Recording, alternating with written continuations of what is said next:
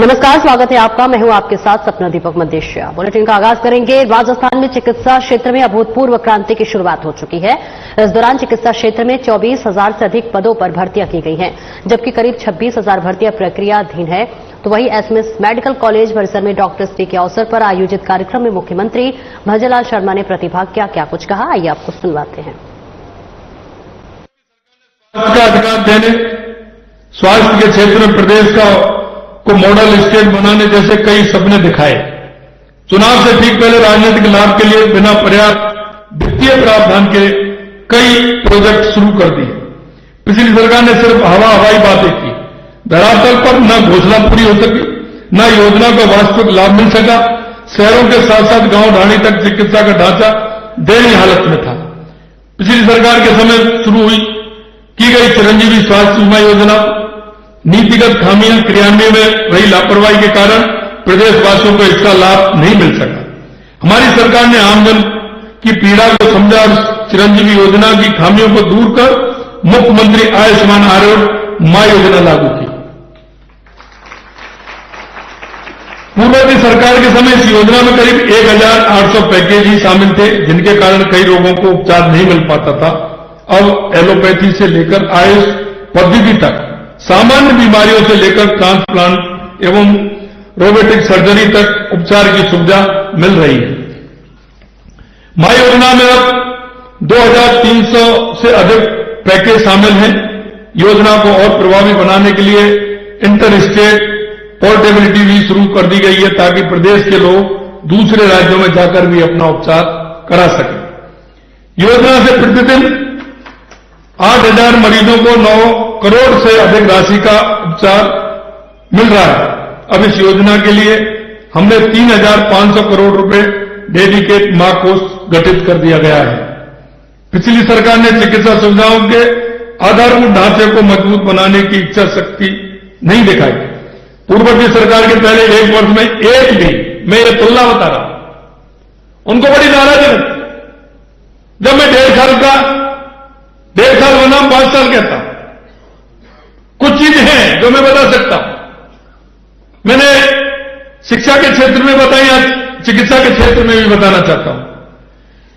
1 वर्ष में एक भी उपस्वास्थ्य केंद्र, प्राथमिक स्वास्थ्य केंद्र और सामुदायिक स्वास्थ्य केंद्र कर्मोन्नत नहीं हुआ था। पहले 1 वर्ष में उन्होंने कुछ नहीं किया।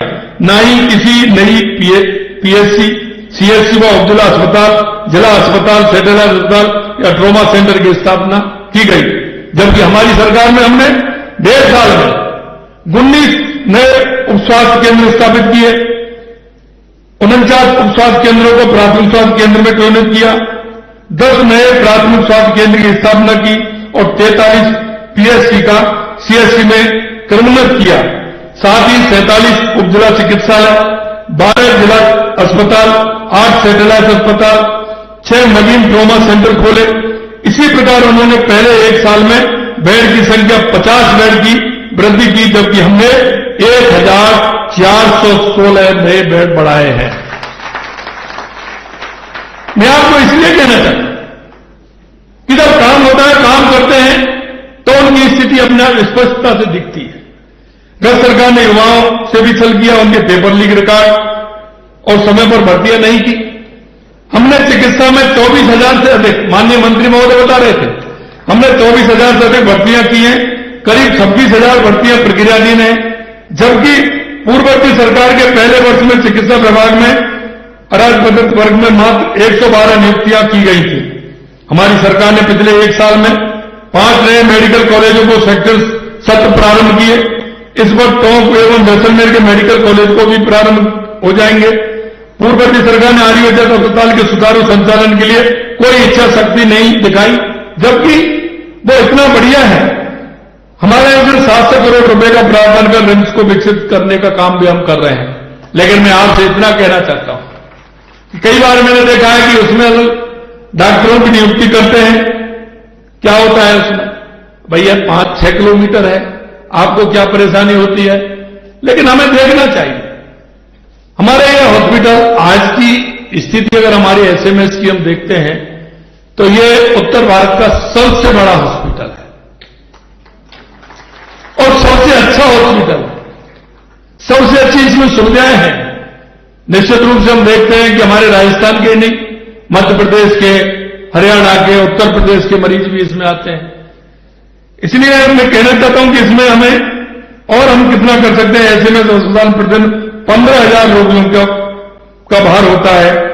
रिम्स से यह भार कम होगा अगर हम उसको ठीक प्रकार से करेंगे। संकल्प पत्र के वादे को पूरा करते हुए हमने मुख्यमंत्री आयुष्मान आरोग्य हेल्थ इंफ्रास्ट्रक्चर मिशन शुरू किया है। इसके तहत 3 वर्षों में 15,000 करोड़ रुपए के निर्माण कार्य करवाए जा रहे हैं। हमारी सरकार ने अब तक 357 शहरी आयुष्मान आरोग्य मंदिर खोले हैं और चालू वित्तीय वर्ष में 148 खोलेंगे। प्रदेश में कुल 20,348 स्वास्थ्य केंद्र आयुष्मान आरोग्य मंदिर के रूप में विकसित किए जा रहे हैं। अब तक 11,655 से अधिक चिकित्सा संस्थानों को आयुष्मान आरोग्य मंदिर के रूप में परिवर्तित कर दिया गया है।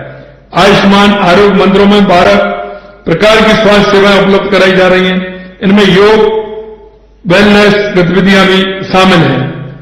हम मां वाउचर योजना शुरू कर गांव कस्बों में गर्भवती महिलाओं को सोनोग्राफी की सुविधा उपलब्ध करा रहे हैं।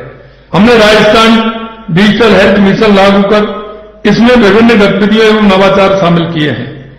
ऑनलाइन हेल्थ रिकॉर्ड के लिए आभा आईडी, सभी स्वास्थ्य कर्मियों एवं संस्थानों को health care professional registry, health facility registry एवं पंजीकरण, इंटीग्रेटेड हेल्थ मैनेजमेंट सिस्टम आदि इसमें शामिल है। राज्य में अब तक 6 करोड़ 23 लाख से अधिक आभा आईडी बनाई जा चुकी है। आभा आईडी बनाने में राजस्थान देश में दूसरे स्थान पर है। बुजुर्गों की जांच उपचार के लिए भी सभी जिला अस्पतालों में रामाश्रय वार्डों की शुरुआत की है। इन वार्डों में बुजुर्गों को एक ही स्थान पर जांच, दवा, उपचार आदि की सुविधाएं मिल रही हैं। मैं आपसे कहना चाहता हूं, हम परिवार में देखते हैं, घरों में भी देखते हैं, हमारे बुजुर्गों की स्थिति क्या होती है। कई बुजुर्ग हमारे ऐसे होते हैं कि जिनकी देखभाल करने के लिए बड़ी परेशानी होती है। हमने उनको भी सहारा देने का काम किया है। इसलिए हमने ये रामाश्रय वार्डों की शुरुआत की है। अस्पतालों में क्यू मैनेजमेंट सिस्टम लागू किया जा रहा है। जयपुर के कावटिया जयपुरी अस्पताल में इसकी शुरुआत हो चुकी है। जल्दी इसे अन्य अस्पतालों में भी लागू करेंगे। राजस्थान ने टीबी नियंत्रण में महत्वपूर्ण प्रगति की है। टीबी मुक्त ग्राम पंचायत अभियान में राजस्थान ने देश भर में 3रा स्थान प्राप्त किया है। हमारे प्रयासों से राजस्थान की स्वास्थ्य सेवाएं देश भर में मिसाल बन रही हैं। निरामय राजस्थान का संकल्प साकार करने की दिशा में हम तेजी से आगे बढ़ रहे हैं। संस्थागत प्रसव, नवजात एवं शिशु मृत्यु दर, कुल प्रजनन दर सहित कई स्वास्थ्य मानकों में राजस्थान राष्ट्रीय औसत से आगे है एवं देश के कई बड़े राज्यों की तुलना में बेहतर स्थिति में है। हमारा उद्देश्य आप सभी के सहयोग से इन पैरामीटर्स को और आगे ले जाना तथा 100% लक्ष्य हासिल करना, ये हमारा संकल्प है। मैं आपसे कई बार मैं कहता हूं और मेरे मन में एक भाव भी रहता है कि जब तक हमारे हर व्यक्ति को सुविधा नहीं मिले, हमारा अस्पताल में मशीन नहीं हो, इक्विपमेंट जब तक पूरी तरह से नहीं हो, उनको संचालन करने वाले नहीं हो, मैन पावर हमारे पास नहीं हो, डॉक्टर हमारे पास नहीं हो, कंपाउंडर हमारे पास नहीं हो, तो जब तक काम नहीं होता है। और मैं आपको यह विश्वास दिलाना चाहता हूं कि हम, क्योंकि शिक्षा, चिकित्सा, बिजली, पानी, सड़क, ये व्यक्ति की मूलभूत सुविधा है और इन मूलभूत सुविधाओं को अगर हम ठीक प्रकार से नहीं करेंगे तो हमारा राजस्थान विकसित राजस्थान नहीं बन सकता है।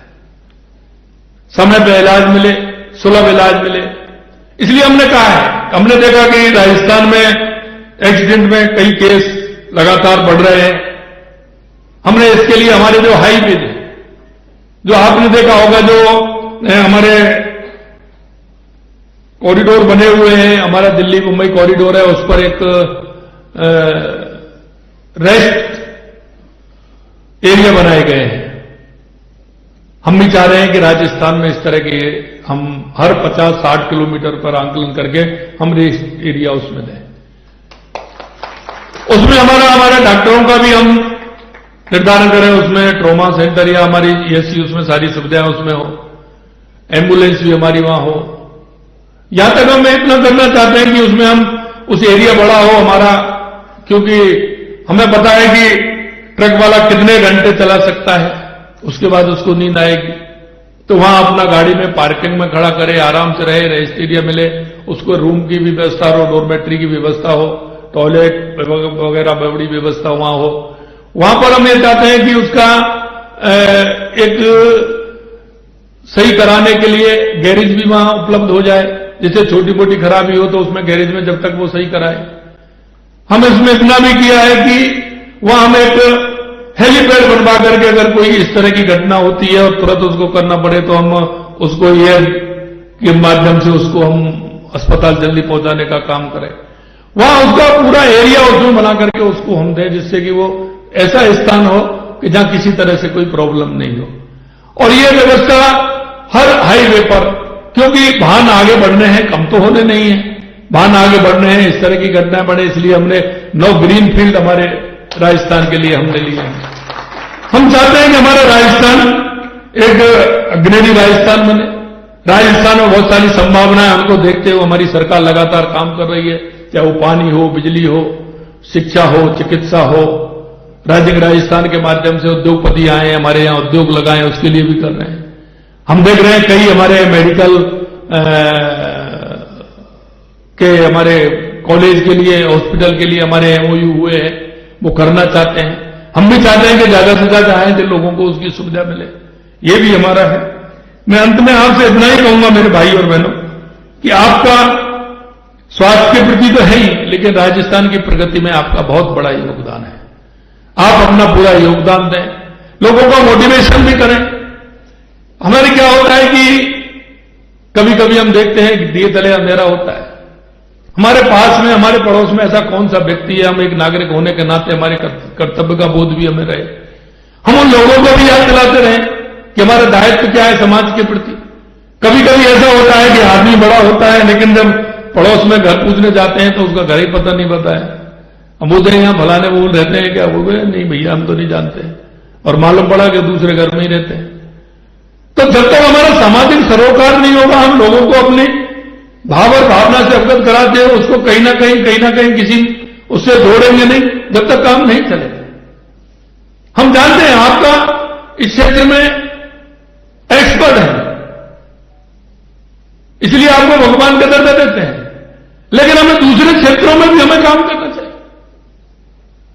अब अगर दूसरे क्षेत्रों में काम करेंगे, आप कहेंगे उसका समाज में एक महत्व बढ़ता है, क्योंकि आपकी जो समाज में स्वीकार्यता है, आप जो कहेंगे समाज उसको स्वीकार करता है।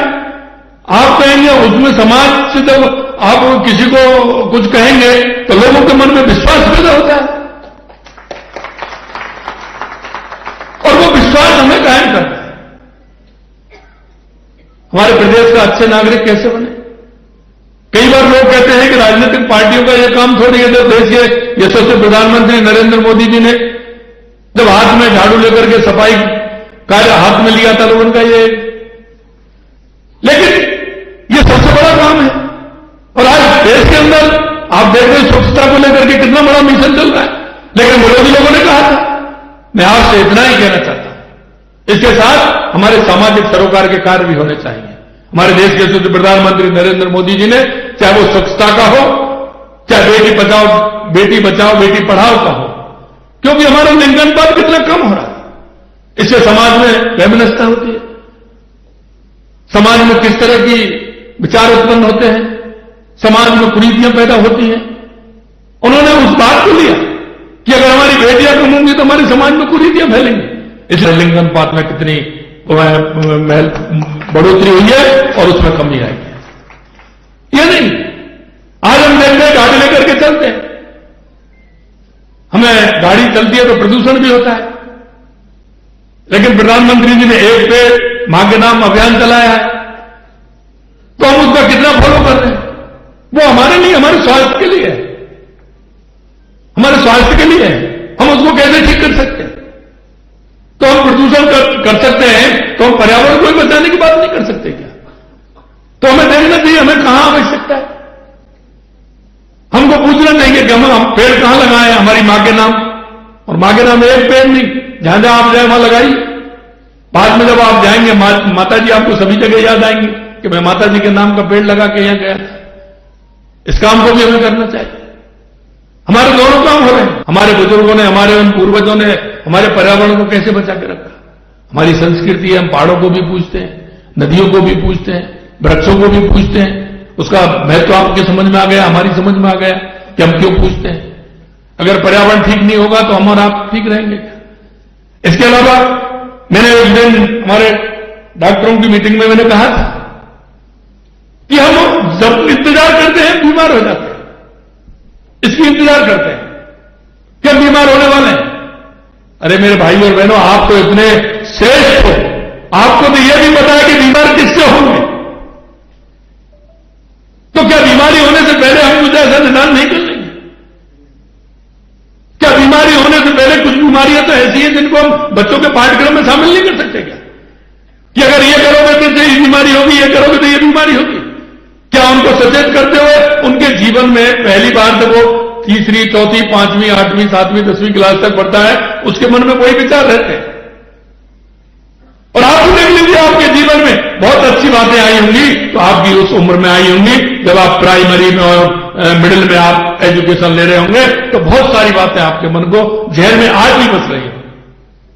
क्या हम उनके माध्यम से एक समाज में एक इस तरह का वातावरण बना करके और हम कुछ विषय लेकर के, और मैंने कहा है, डॉक्टर वो आए थे शिव सरीन, डॉक्टर शिव सरीन आए थे, मेरे सेमिनार में गया, उन्होंने ऐसे सुझाव, मैंने उसी दिन कहा, और मैंने कहा इसको आप बताइए, हम इस पाठ्यक्रम में जोड़ते हैं बच्चों के में, जिससे बच्चे हेल्थ के प्रति, स्वास्थ्य के प्रति पहले से ही अवेयरनेस, पहले से उनको जानकारी हो कि मुझे ये नहीं करना है। आज हम क्या करते हैं कि जब बीमारी होती है तुरंत जाते हैं, ये दीजिए, ये करिए। भाई हमको तो पहले से पता है कि अगर हम ऐसा करेंगे तो हमें ये बीमारी हो सकती है, तो क्या हम उसका पहले से इलाज नहीं कर सकते? पहले से उसको कंट्रोल नहीं कर सकते? मित्रों, मैं आपसे इतना ही कहूंगा कि आप सभी इस क्षेत्र के विशेषज्ञ हैं और आपका हर क्षेत्र में बहुत बड़ा सम्मान भी है। इसलिए हम सभी का दायित्व बनता है कि हम स्वास्थ्य के प्रति नहीं, स्वास्थ्य हमारा खराब नहीं हो इसके प्रति भी, और समाज के प्रति भी हमारा दायित्व बनता है कि हर क्षेत्र में हम काम करें, और हम काम करते हुए हमारे प्रदेश को किस तरह से हम आगे बढ़ाएं। इतना ही मैं आप सभी से कहना चाहता हूं। मैंने देखा है, डॉक्टर मोदी जी को मैं पिछले 15 साल से जानता हूं, और मैं देखता हूं कभी कभी मेरे मन में भी आता है कि मैं रात को 11-12 जब भी मेरे पास मरीज का फोन आता था, अब तो मैं बता ही देता हूं, भाई मोदी जी को बता दो या उनको बता दो, अब तो मैं सभी से कह देता हूं तो वो मेरे बता देते हैं किसी को। लेकिन जब मैं महामंत्री के रूप में, उपाध्यक्ष के रूप में काम करता था, जिलाध्यक्ष के रूप में काम करता था, जब भी इनको जानता था, कोई भी मरीज आता था मेरे से बात करता था, मैं मोदी जी को कहता था। लेकिन मैं धन्यवाद देना चाहता हूं, चाहे रात को 11 बजे या 12 बजे जब भी फोन करते हैं तो तुरंत फोन उठता है, और उसके माध्यम से उसका संतुष्ट भी होता है। उसको किसको कहना है, कैसे करना है, क्या करना है, क्या नहीं करना है, ये हमेशा करते हैं। इसके लिए मैं उनको धन्यवाद देता हूं, और मैं आप सभी से भी विनम्र अनुरोध करना चाहता हूं कि आदमी जब स्वस्थ रहेगा, मस्त रहेगा, तो उसके दिमाग में कई तरह के विचार अच्छे आएंगे। वो हमारे राजस्थान की प्रगति के लिए बहुत आवश्यक है, वो हमारी प्रगति के लिए बहुत आवश्यक है। और इसलिए आप सभी से इतना अनुरोध है कि आप सभी को स्वस्थ रखें, मस्त रखें, और राजस्थान की प्रगति में अपना योगदान दें, प्रदेश में दिशा देने का काम करें। हम छोटा सा, हमारा एक दिन का थोड़ा सा समय एक अच्छी नई दिशा दे सकता है, एक अच्छे भाव को पैदा कर सकता है, एक अच्छे नागरिक के प्रति जो कर्तव्य होने हैं उनका समावेश उसमें कर सकता है। मैं इतना ही कहूंगा। आज आपने मेरे को इस डॉक्टर्स डे पर याद किया, मेरे को बुलाया, उसके लिए आप सभी को दिल की गहराइयों से बहुत बहुत धन्यवाद। जय हिंद, जय भारत।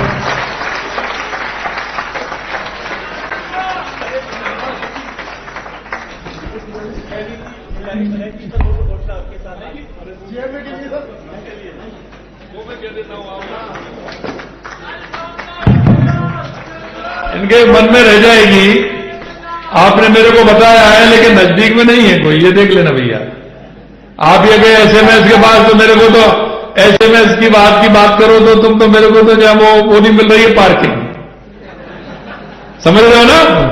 लेकिन आप बता देना मंत्री जी हैं और थोड़ा सा कहां मिल सकती है, एक बार मैं अधिकारियों से बात करके आपकी जो ये जेएमए की जो मांग है निश्चित रूप से पूरा करेंगे। अच्छा काम कर रहे हैं तो करें।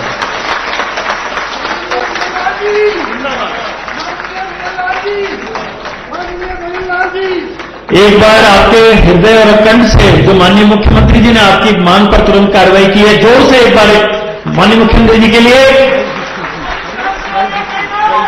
भजनलाल जी। आदरणीय हमारे मुख्यमंत्री जी ने प्रिवेंटिव मेडिसिन यानी रोग नहीं हो उसके लिए और रोग होने के पश्चात दोनों ही पक्षों के लिए जो सरकार संवेदनशील है अपनी पूरी कार्यविधि रखी। अब मैं आमंत्रित करूंगा हमारे आदरणीय मुख्यमंत्री जी को कि वे ऐसे चिकित्सकगण जिन्होंने इस क्षेत्र में अपने जीवन काल में अपने कार्य क्षेत्र में अभूतपूर्व योगदान दिया है, कृपया आप उन्हें सम्मानित करने की मैं आमंत्रित करूंगा। इसी क्रम में सबसे पहले डॉक्टर गौतम सिंह जी और उनकी धर्मपत्नी डॉक्टर निर्मल सिंह जी को कृपया वे मंच पर पधारें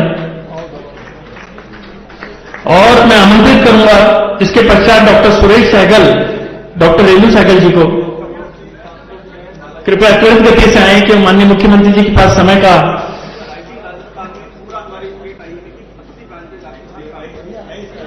doctor Gautam Singh ji.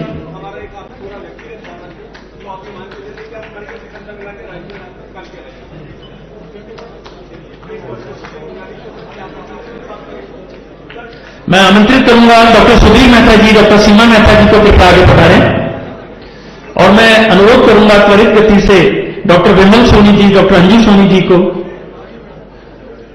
Doctor SS Yadav साहब, डॉक्टर निर्मला यादव जी को, डॉक्टर एसएन शर्मा साहब को, डॉक्टर डीएस मीना साहब, डॉक्टर विजय दया जी कृपया त्वरित गति से आगे पधारें क्योंकि माननीय मुख्यमंत्री जी के पास समय जो है संक्षिप्त है यहां पर अब कार्यक्रम में प्रदेश के अन्य उत्तरदायित्वों को देखते हुए।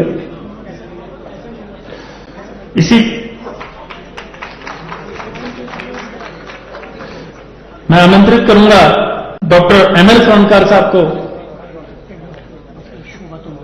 डॉक्टर बीएस तोमर जी को,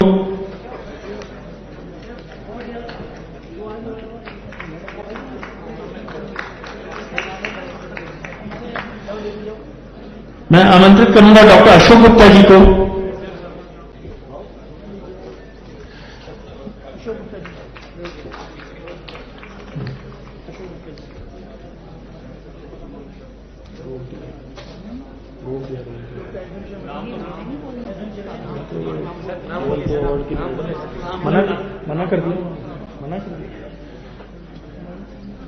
मना कर दिया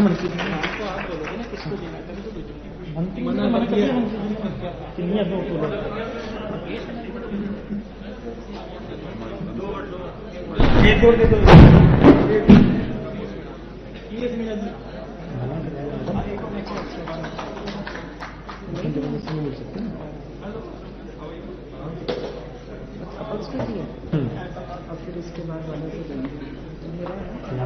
आपके यहाँ से अशोक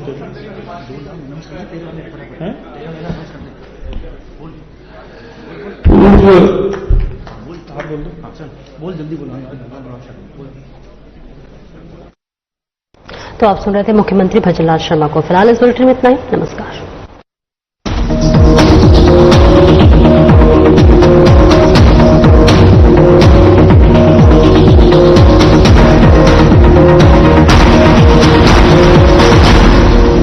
क्या रंग खिला